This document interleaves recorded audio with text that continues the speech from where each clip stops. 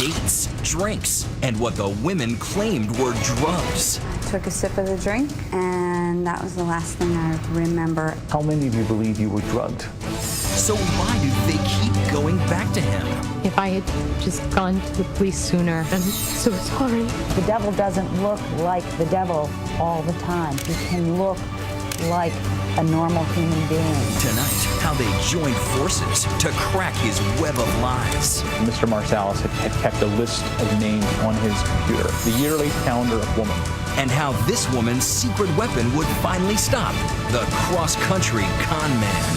If I'm such a god-awful person, why do you keep on hanging out with me for? Would you be taken in by the imposter?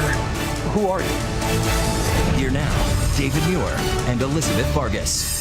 Good evening. He looked great on paper, and his photos weren't bad either. Good enough to have a lot of women checking out his Match.com dating profile. But it's what happened afterward that turned those dream dates into nightmares. In fact, it's the big question everyone at home will be asking themselves, especially if you've ever gone online looking for love. How could more than 20 smart, sophisticated women be fooled by the same charming imposter who called himself Dr. Jeff? He was hardly a doctor, and as they would painfully learn, he was something else. I love being a lawyer so much. You know, the case is always different. Jessica Ravel has an impressive resume. She's an attorney in our nation's capital, a naval reservist, a former beauty queen. She's devoted to her career. There's always something that's going to challenge you. Devoted to her health and her pets. So it's not surprising when one of Jessica's friends tried to set her up on a date, she made sure the man was just as impressive. My girlfriend said to me one night, "Oh, I have a guy that you should meet. He's a doctor, he's a Navy officer." And I said, "Wow, he sounds great." At the time, Jessica was in law school and living in the Philadelphia area. The dream date was 28-year-old Jeffrey Marsalis. Apparently quite the catch. He said that he was a resident through a special program at 3 of the hospitals in the area in Philadelphia. He worked primarily in the emergency room. The two met for drinks. Marsalis, an aspiring model as a teen, an accomplished athlete, and a former EMT, had the clean-cut good looks and personal charm to match his own impressive resume. He was nice enough. He seemed very interesting, very ambitious. It seemed they had a lot in common, and their relationship, their passion for one another, was immediate. It got pretty serious pretty quickly. You know, we went on a trip to Bermuda within the first 2 months that we were dating. But behind the snapshot smiles, there was something strange and increasingly disturbing about their relationship. Things just started getting weird. Just bizarre behavior. You know, he would disappear for a while at a time. She says Jeff's explanation for his time away was even more bizarre. He told me that he was a CIA agent. The whole doctor thing was a cover. He would come back and say, well, you know, I was on a mission. And On a CIA mission? yes. Yeah, I know. And you believed it at the time? I did. A lot of people are going to watch and say, come on. And I understand that, but it was convincing. Convincing, says Jessica, because Marsalis had gone out of his way to make it so. He had a CIA screensaver with the seal on his computer. He had a fingerprint reader. He had guns. He had a bulletproof vest. Jessica went along with his explanations, but as time passed, those stories grew even more outrageous. How he killed people for a living, and he would say, well, do you remember that Khalid Sheikh Mohammed guy? Well, yeah, I was interrogating him the other day. He was on Air Force One regularly. I mean, President Bush apparently wanted him to date one of his daughters. And incredibly, it might have worked had the relationship remained loving and warm. But it would soon turn. He would do things that were just mean. He just picked this fight with me. It ended up with him trying to choke me. You couldn't get out of the relationship. Why?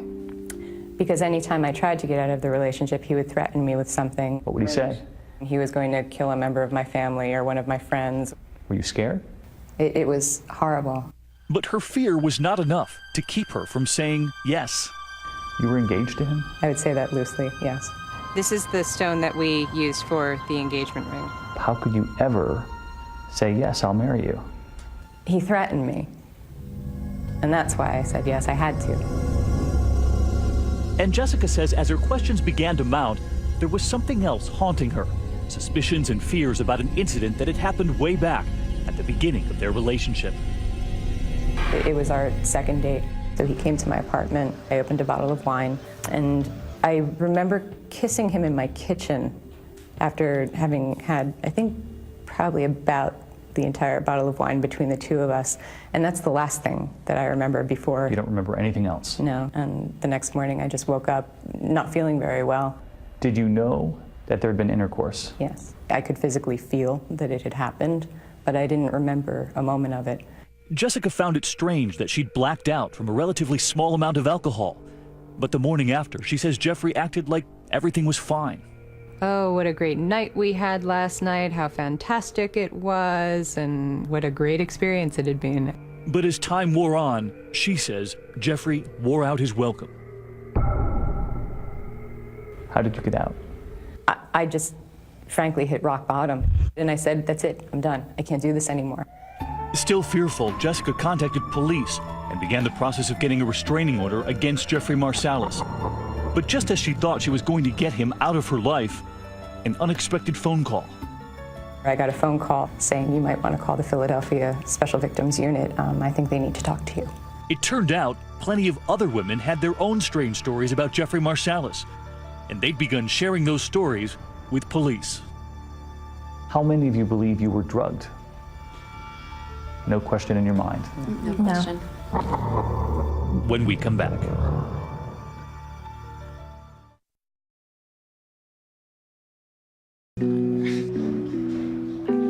In 2004, these three women signed up for the popular online dating service Match.com. And as they described the horror story that followed, ABC News agreed to change their names and disguise them with wigs and makeup.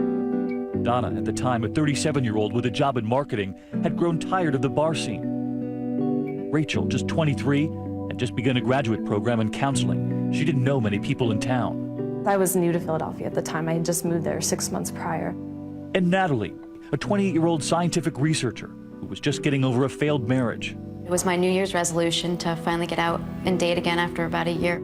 Eventually, all three of these women came across the profile of a handsome and confident young man who called himself Dr. Jeff.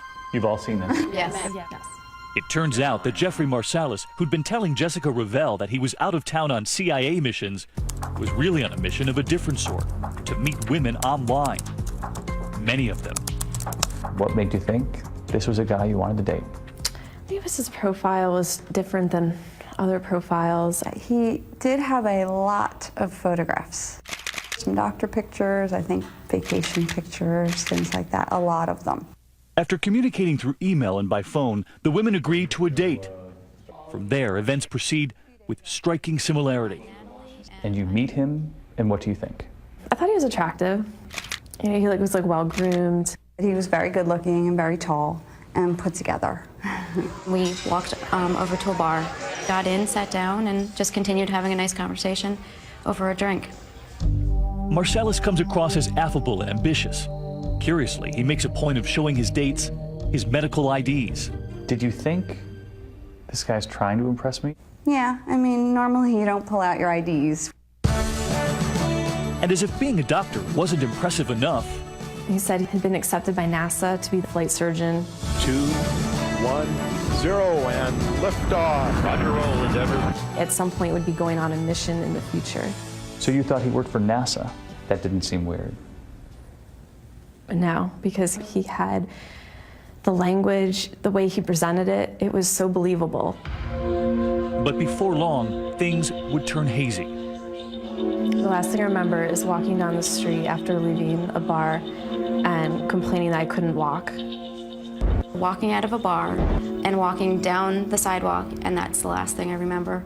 Donna recalls going back to Marsalis' apartment for another drink.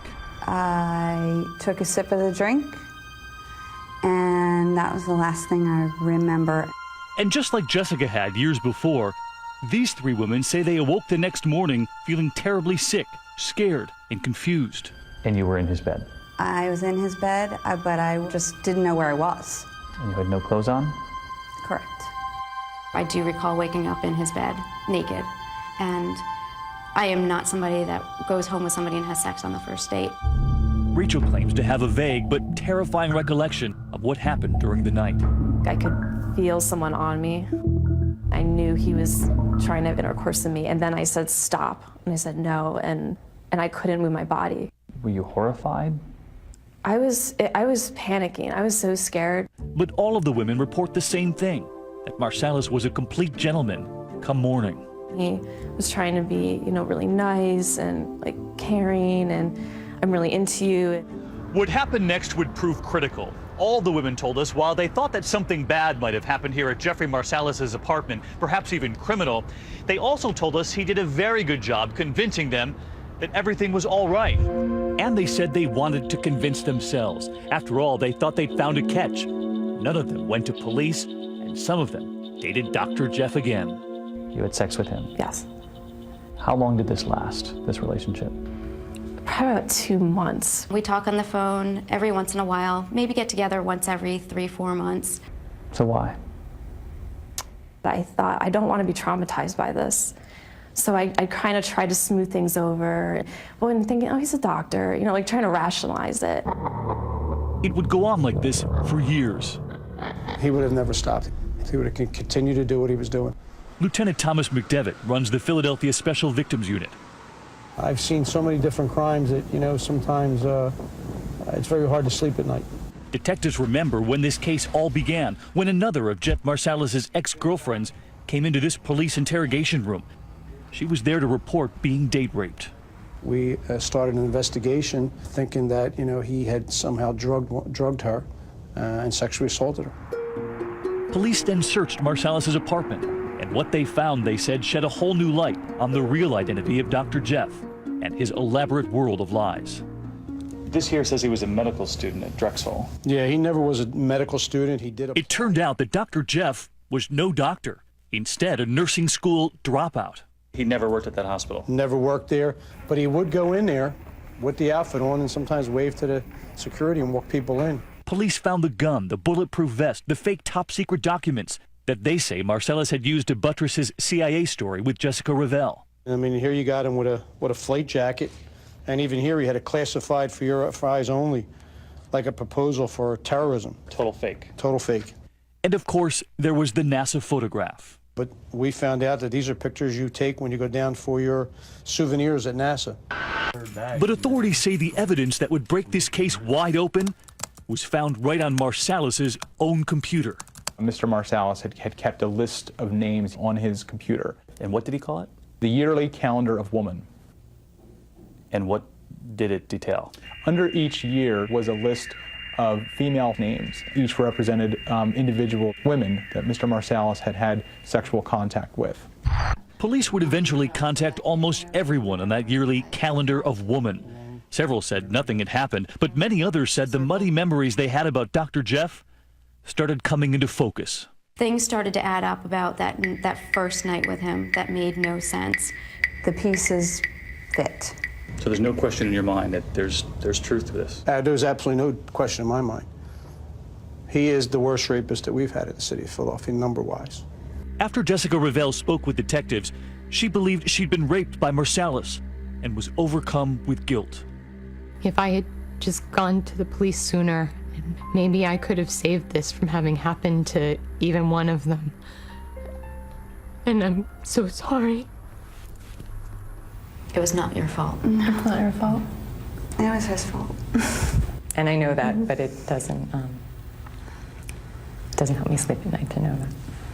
But many of these women said they did sleep better when they learned that Marsalis had been arrested and charged with rape. He was quiet, seemed shocked that he was being arrested, and he never gave us any problem. But Marsalis wasn't locked up for long, and in a move that would later prove critical in this case, Marsalis posted bail and went to Sun Valley, Idaho. Meanwhile, back in Philadelphia, prosecutor Joe Kahn was building his case. One of the things that we relied on was the overwhelming similarities that victims who did not know each other all relayed very, very similar experiences. But as the trial moved forward, inside that courtroom, the women said it became clear that Dr. Jeff was still operating. And he had this smile on his face, this horribly smug smile on his face. And I immediately got up and ran as fast as I could to the ladies' room and lost it. When we come back, what he was smiling about. And later, Dr. Jeff himself, breaking his silence to us. 2020's The Imposter continues. Once again, David Muir. Defense attorney Kevin Hextall would represent Jeffrey Marsalis, and he knew it wouldn't be easy. These were adult women who were articulate, who were polished, and they swore under oath, "This is what your client did to me."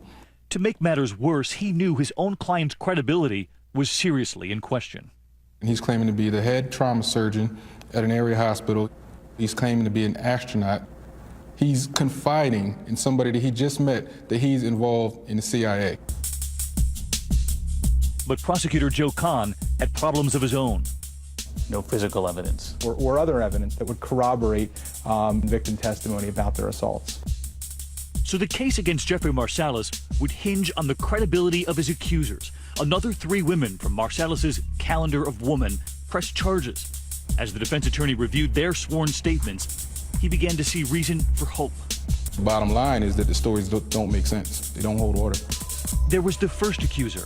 Her statement to the police was that she didn't have any contact with Jeffrey after the night that she claimed that she was raped. But her phone records told a different story. After the 3rd date, she called Jeffrey 24 times.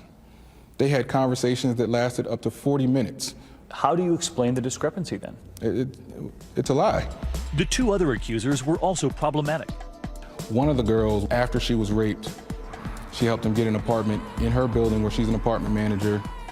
And the 3rd girl claimed that after she was raped, she continued to have a consensual sexual relationship with him on a regular basis. It was a fundamental question that wouldn't go away. Why would these women continue not only to date him, but to have sex with him? There are lots of reasons. One of them is an attempt to control the situation. Sex crime experts Jennifer Long and Dr. Barbara Ziv say it's common for victims to deny a date rape ever occurred. They also say many victims do go back and date the men again, as they try to convince themselves it never happened. It's much easier to believe that I made an error in judgment if I'm a woman, or I had a misperception of something that happened, than to believe that the world is as unsafe a place as it is. Dr. Ziv says that denial is much easier when the alleged attacker looks respectable and behaves like a gentleman afterward, even sending gifts. Jeff Marsalis gave me this draft, but I kept it. For some reason, couldn't get rid of it. The devil doesn't look like the devil all the time. He can look like a normal human being. But the jury never heard anything about the psychology behind why a rape victim would go back, because at the time, Pennsylvania law prohibited that kind of expert testimony. If an expert had been able to take the stand and look straight into these jurors' faces and say, it is common for a woman to go back. It would have made it fair. It would have given the jury the proper context to then judge the victims. Without that expert testimony, the prosecution's case collapsed. Jeffrey Marsalis was acquitted on all counts of rape. And he had this smile on his face, this horribly smug smile on his face when they announced the acquittal. But authorities had a surprise in store for Marsalis. Since his initial arrest, investigators had found several more women ready to press charges against Dr. Jeff, ultimately including Donna, Rachel, and Natalie. Just as Marsalis was preparing to walk out of court a free man, he was arrested again. It's not a prosecution, that's a persecution. For that second trial, a second attorney would join the team, defense attorney Kathleen Martin. They had Jeffrey, and they thought he was a criminal, so they go and try to find victims to make him that criminal. That's not the way it should go down. This time, the prosecution was more careful about which women they would put on the stand. The case would be limited to 7 women who swore they did not have consensual sex with Marsalis after the alleged rape. But the defense points out if these women were so convinced that they could never have blacked out from just a few drinks, why weren't they more alarmed the next morning? We have a total of 7 women, all of which had contact with them afterwards, from weekends, to movies, to lunches, to dinners, to dates, to gifts. So you think none of them ever thought they were drugged until it was suggested to them? Yes. Yes. That would be the essence of Marsalis' defense, that the sex was all consensual, and this idea of being drugged and date raped never occurred to these women until investigators came calling, looking for victims. We did reach out to the women and kind of wanted to talk about their date with him. The defense team believes when these women learned that Dr. Jeff was no doctor, they got angry. Hell hath no fury like a woman scorned. No one's going to make a fool out of me. And they jump on that bandwagon to say, I usually don't have a one-night stand, but I did in that circumstance, and I feel uncomfortable with it. But now I know why I did it, because maybe it was drugs. So you think police, in effect, gave them an excuse? Exactly. For behavior that wasn't typical to them. But there's no truth to the fact that we planted any seed or convinced anyone to come forward.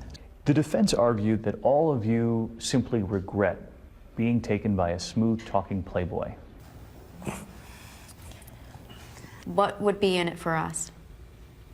I'm sitting here in a disguise today because it's so embarrassing. And I wouldn't be here just to be here. But despite their willingness to go public with something so personal, once again the jury found the accusers hard to believe. After deliberating for 5 contentious days, the jury acquits Marsalis of all rape charges. This is a 100% victory. The jury verdict showed that they rejected the Commonwealth's theory in total. Marsalis was found guilty on 2 lesser counts of sexual assault. It offered little solace for his accusers. I was crushed because I was hoping for more from the jury. 24 people in Philadelphia had an opportunity to listen to all the evidence, all agreed that Jeffrey's not a rapist. Maybe a jerk, but not a rapist. Not a rapist. Not a rapist. But there was still one woman a jury hadn't heard from. She says there was no way she could ever have consented to sex with Jeffrey Marsalis. And she says she told him the reason why. He kept looking at me. I said, I'm wondering how I'm going to tell you I'm a lesbian.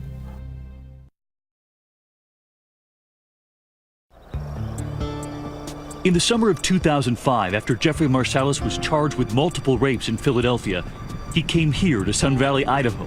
He posted bond, came up here, and supposedly just to kind of get away from the Philadelphia scene. Sun Valley was a familiar sanctuary for Marsalis. Since childhood, his family had owned property here. Marsalis moved into this apartment, and despite being an accused rapist facing trial back in Philadelphia, he landed a job working security at an employee's dorm at the Sun Valley Resort. He was a security guard. He had all the keys to the rooms, and that's when I met him. This woman arrived in town a few months later. She asked us that we call her Jody and put her in disguise. 21 years old at the time, she'd moved here to be closer to her sister, who worked at the resort. Jody got a job here too, and her sister soon introduced her to Jeffrey Marsalis. What was your first impression of him? He came off as being very full of himself. This time, Marsalis does not claim to be an astronaut or a surgeon, though he does omit something important. Did he mention anything about the charges against him? No.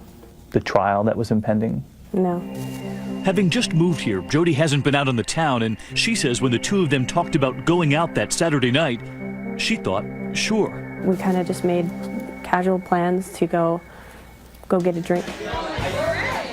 The two go to a popular bar. They begin drinking beers, talking, and listening to the live band. Was this a date? No. Do you think for him it was a date? He kept looking at me kind of funny, and I said, I'm wondering how I'm going to tell you I'm a lesbian. When you told him that you were a lesbian, he said what? He said, oh, that's cool. I've got a lot of gay friends in Philadelphia. So you're thinking, it's out on the table, he gets it. Yes. They were obviously hanging out together, but they didn't appear as a couple. The drinking continues, and Jeff buys Jody a shot called a kamikaze. And when I looked in the bottom of the glass, there was some granular substance in it. I've made thousands of kamikazes, and none of them have a granular substance. Shortly thereafter, Jody steps outside for a cigarette. Do you remember anything else about the night? No. What was the next memory you had? waking up the next morning on a bare mattress and asking him where the bathroom was because I was going to throw up. That morning, Jody says she could feel it, that the two of them had had sex, and that some of her clothing was on backwards. The whole time I was thinking, what happened, you know? Because I wouldn't have let this happen. And how did he act? He acted like nothing happened. He threw his arm around me and said, "My little gay buddy, we'll have to hang out again." And then he walked me back to my dorm room. After telling her sister and then her mother what happened, Jody does what none of the Philadelphia women did. She calls police that day and goes to the hospital for a rape kit. It would later prove there had been sex. Back in Philadelphia, the prosecutor already building his case against Marsalis couldn't believe what he was about to hear. They'd arrested him for raping a woman in Idaho. On the other side of the country. Less than 2 weeks before his rape trial. What does that tell you? It tells me that sexual offenders have a predilection to continue to offend. You know, it's exciting for them, actually, sometimes, to be threatened with being caught. But Jody must silently wait for years for the Philadelphia trials to conclude. 2 trials in which Marsalis is acquitted on all rape charges. In both of these trials in Philadelphia, did either of these juries have any idea that Jeffrey Marsalis had been arrested on the other side of the country for rape? No idea. We were not allowed to present that evidence. The law doesn't allow for it. And for the women who came forward in Philadelphia, the Idaho trial for them is one more chance at justice. Are you looking forward to the 3rd trial? With anticipation. Yes. Yes. Hopefully he'll be found guilty of everything this time. Hear ye, hear ye, hear ye. The district court. As the case begins, the Idaho prosecutor, Jim Thomas, likes his chances, even though he's not allowed to bring up anything from Philadelphia. Ladies and gentlemen, the defendant is accused of having sexual intercourse with a female who was unconscious due to an intoxicating substance. That is not consensual sex. It's rape. Jody is about to testify. It's a huge, huge deal, I know, to testify because you're putting yourself out there. I knew that I needed to do it. Do you recall having any kind of discussion with the defendant about having any type of sexual contact? No. While you were out at the bar, were you flirtatious with him? No. The most emotional moment comes when Jody's sister takes the stand. The sister who introduced Jody to Jeffrey Marsalis. I know this is hard for you, but can you tell us why you wanted to introduce him to your sister? He seemed very trustworthy. It's hard to see her go through the emotions, too. She already feels guilty for introducing us. But the defense team is ready to dig in. Clear that they make arrangements to go out. As for Jody's claim she'd been drugged, date raped, Marsalis' attorney turned to the prosecution's own toxicology expert, who admitted there were no tests that proved it. The police really wanted this case to be about a date rape drug. But let's once and for all, right now, take that situation, that possibility off the table. And then there was the amount of alcohol. The defense team said Jody willingly drank beer after beer, and the receipt showed 20 beers between the two of them. Marsalis' attorney asked the jurors to consider whether it was possible that Jody was so drunk she didn't remember wanting to have sex. Just because you can't remember doesn't mean that you were doing something against your will or non-consensually. What it means is you can't remember it. Perhaps you could have been so drunk that you don't remember having sex, but that you went along with it. No, I don't believe I was conscious. And Jody had an eyewitness to back up her story. Prosecutors called the taxi driver who took Marsalis and Jody back to his apartment. Were you able to observe the defendant escorting the female towards the condominium complex? Yes. How were they moving along? He had her up under her arm, and he was half dragging her. Her toes were pointed backward, her right leg toe was pointed backward as he was walking her because it was dragging. That's what I believe Dieter Hammond brought to the table, was to show that the victim was so intoxicated that there's no way that she could have had consensual sex with Marsalis. You have the right to remain silent. And finally, there was this, an audio tape of Sun Valley detective Mike Crawford questioning Marsalis after Jody first called police. At first, Marsalis says he never slept with her. At no time was her clothes off. But when authorities told Marsalis that they had tested for DNA, that there was a rape kit involved, If you find this out later through the DNA, how's that going to look for you? his story began to change. Well, I'm not going to rule out, this, and that at this time. It's just not adding up, okay? I think you had sex with her in that room. I'm not going to confirm or deny what your statement is.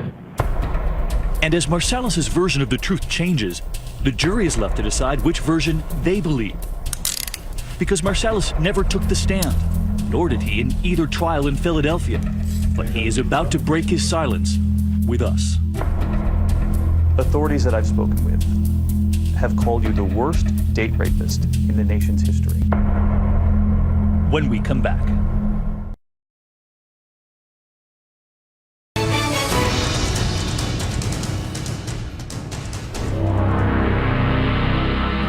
Hi, I'm Jeffrey Marsalis. Since his first arrest 3.5 years ago, as more than a dozen women accused him of rape, Jeffrey Marsalis has never testified in court. He's never spoken publicly. Until now. Did you date rape any of these women? Let me make something very, very clear to you. I have never drugged anybody. I have never raped anybody. I've never forced myself on anybody, ever. Authorities that I've spoken with have called you the worst date rapist in the nation's history. I just shake my head in disbelief. I'm like, you gotta be kidding me. Who are you? I'm the guy that the girls kept on hanging out with, and that's the guy with a great personality. That's who I am. At various times, you told women that you were a surgeon. Are you? Based on legal advice, I can't. There's certain areas that I just can't touch, and that's one of them. Well, you can tell me whether you're a surgeon or not. Still, based on legal advice, I can't. Are you an astronaut? Once again, that's an area that I can't touch. Did you lie in any way on your resume on Match.com? I'd have to say that there were some discrepancies in my profile. About 90% of these profiles and getting to know these people were multiple lies in their profile as well. Matching the scope of yours? There was a couple matching the scope of mine. But let's get over the profile. And eventually we're going to see me is who I am, the person who I am inside, the caring, the loving, the nurturing, the easygoing, the great guy. Marsalis points to what he calls the inconsistencies and credibility issues with his accusers from Philadelphia. Jessica Revelle, that girlfriend he was engaged to, initially told authorities in this statement she'd never been raped. He says she, like many of the women, were upset and wanted attention and revenge for his lies. Jessica Revelle changed her story many times. So when she tells us that she believes that she was date raped, you say? I have to almost laugh at that. It's a clear example of the depths of that she'll go, just still try to demean me, still try to bash me. And Marsalis says it just doesn't make sense to believe he raped Natalie, Rachel, and many of the other accusers, since they willingly continued a sexual relationship with him for months. The truth is simple. We had a great time, had consensual sex numerous times with one another. If I'm such a god-awful person, why do you keep on hanging out with me for? And when we asked about Donna, for her, I can't recall. Were there that many women that you can't remember? No, absolutely not. It's just I can't recall. When you look at the sheer number of women who've come forward with similar stories, can you see why the public would look at that and might have a hard time believing that there might not be at least an ounce of truth there? I think the public needs to know how it started, how they were interrogated, I believe these girls were manipulated. So they want some sort of retribution because they think maybe they might have been duped. They think maybe that based on this picture that you created on the internet, that the detectives gave them, that they got to be angry. But does that justify you trying to seek retribution on felony criminal charges against me? Bull.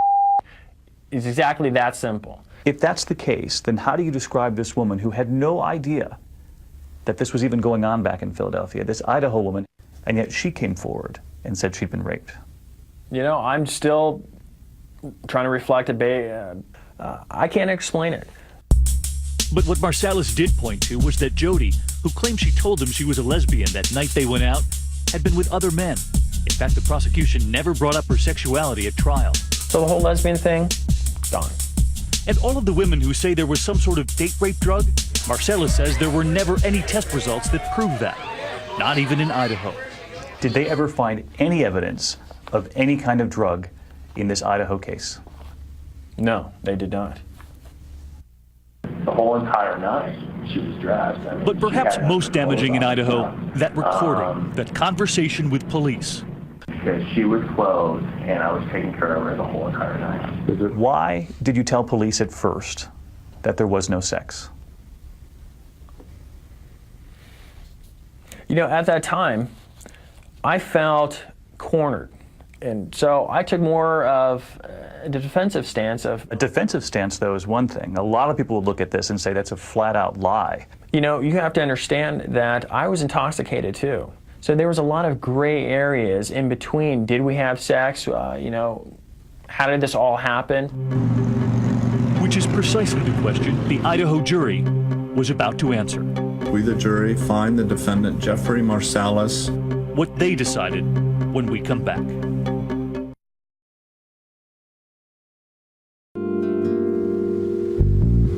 As an Idaho jury deliberates whether Jeffrey Marsalis is guilty of rape, Jody, the woman at the center of the third trial, begins to worry. Knowing that he'd gotten off so many times before, thinking it could have been a possibility for me after being so confident was upsetting.